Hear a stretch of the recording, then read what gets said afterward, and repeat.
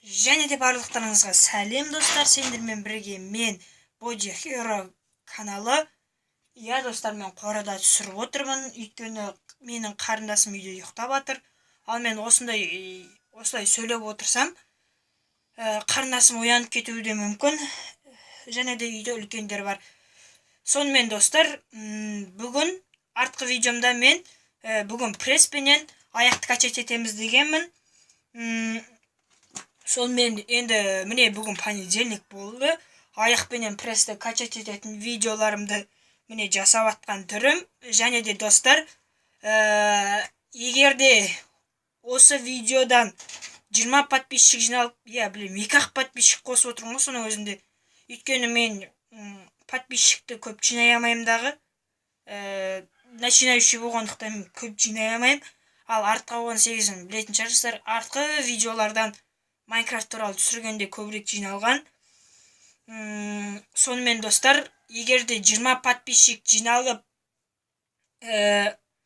содан кейін лайк басып, комментарияға жақсы бір, маған ұнайтын бір комментария жазсаңыздар, осы ауылда тұрсаңыздар, бұл Өстемір ауылы, Өстемір ауылында тұрсаңыздар, мен сіздерге мынандай армянский мойынға тағатын бар ғой, армияда тағып жүруші еді ғой, екеуден бірақ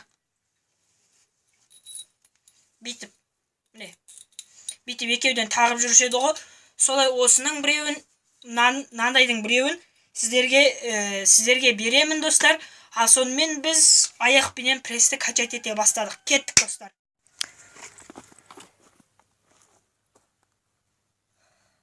Сонымен достар, мен негізі аяқтар туралы көп білмеймін. Бірақ та пресс туралы біраз болсын білемін. Біраз, ол бір білетінім. Прессті біз качать еткеннен емес, біздің денеміздегі сухость, былайша айтқанда майға байланысты болады. Әйелдерге 6-дан 12%-ке шейін неме болса, жир болса, пресстер шығады. Ал еркектерге 3-тен 6%-тік жирлар болса ғана пресс шығады достар. Және де менің негізі прессім бар. Бір-екі видеолардан көрген шығарсыздар, білмеймін, шыны керек. Ал аяқ жайлы келетін болсақ, квадрицепстар денеміздегі ең үлкен бұлшеттердің бірі болып саналады. Және де видеомның освещениясы дұрыс болмаса кешірім сұраймын. Күн жарық болып тұр. Және де аяқ жайлы келетін болсақ, олар квадрицепстар, бицепс бедран, содан кейін икрадан тұратын болады. Бүгін біз соның бәрін качать етуге тырысамыз. Білмеймін, шыны керек, қалай качать ететінімізді. Жарайды достар. Тренировкамызға көштік. Сонымен достар, бүгінгі тренировкамыз бұлай болады. Мен ең бірінші квадрицепстан бастаймын.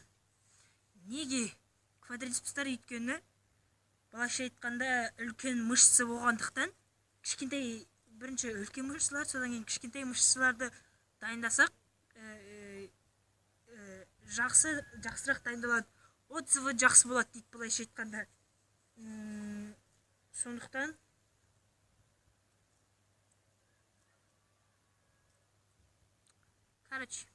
Сондықтан бірінші аяқты дайындаймыз.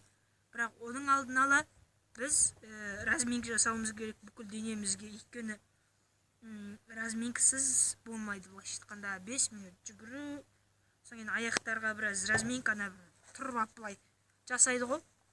Білмеймін қандай болса дағы аты. Сол разминкалар жасап алайын достар. Содан кейін барып қиынырақ тренировкамызға көшеміз достар.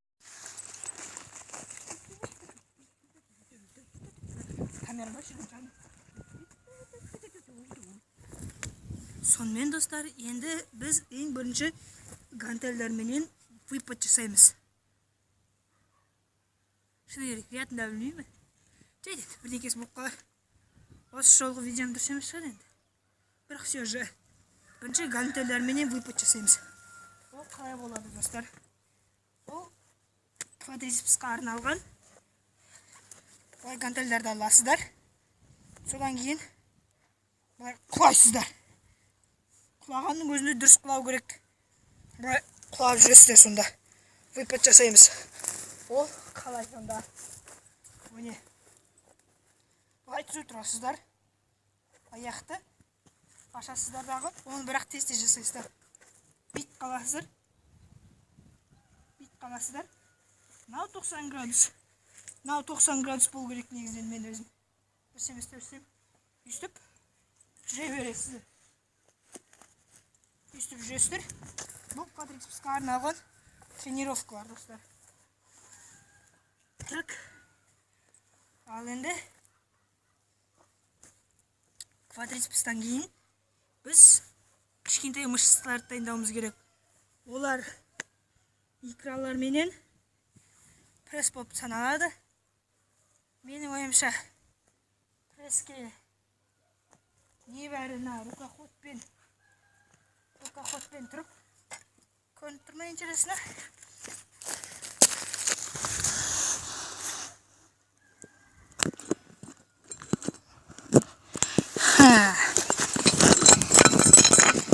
Слишком немецкий. Нормально. Менің ойымша преске турникпенен, рукоходпенен аяқты көтеріп отырып тартылу солар жатады. Міне. Так. Жаңа бекер кидің басында.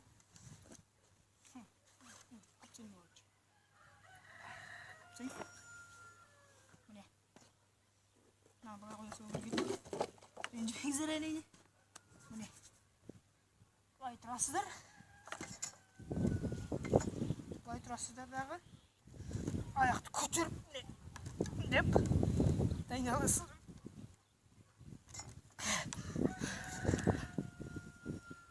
Әрине.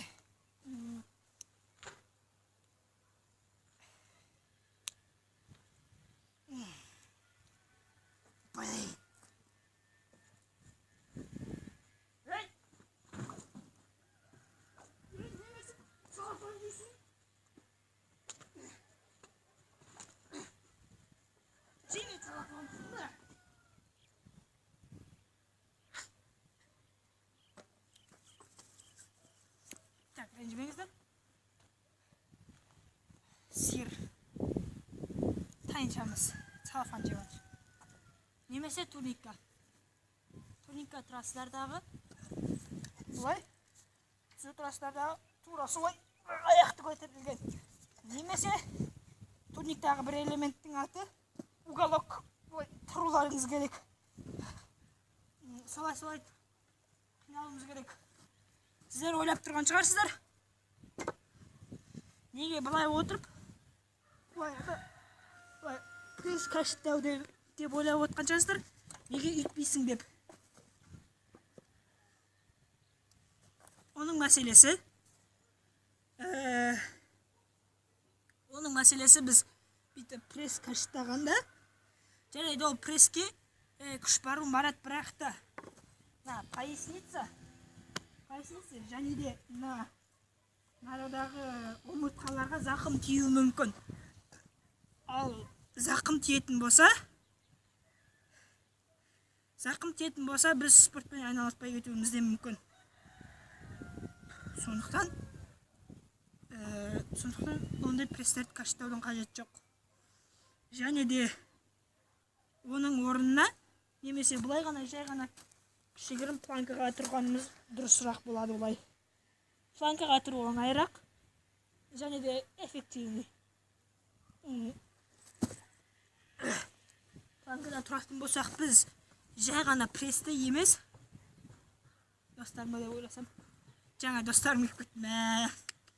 Енді міне дайындалайын деп атқанда достарым кеп мен мұнда олардың алдында ұялып.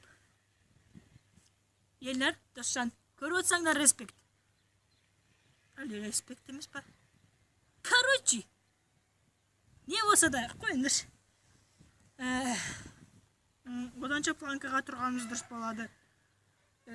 Ал экраны дамыту үшін біз, конечно, менде штанга жоқ.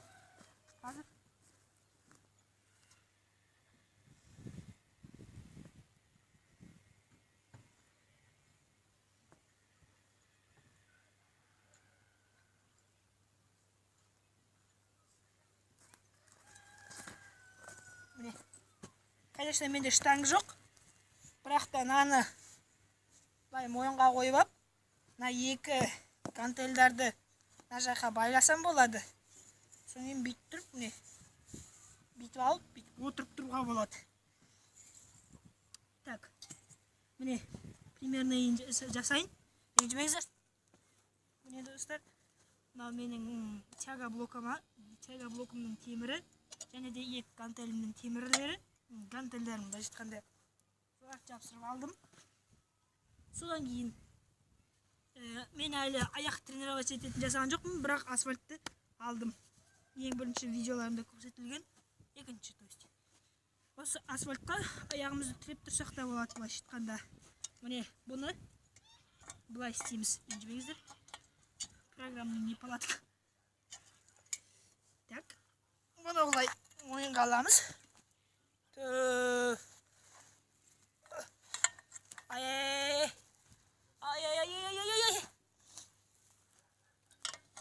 Капюшонды кешіріп өтіп кетті.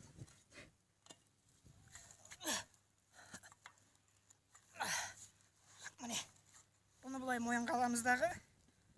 Наны бұлай үлкен эффекті беретіндей, наны аяғымыз жартылай қоямыздағы. Төбеге түсіруге болады. Бірақ та мен басқалай істемекшімін. Жай ғана бүйтіп аламын. Содан кейін отырып тұра берем болды.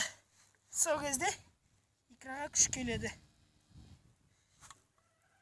Міне үстіп подходымен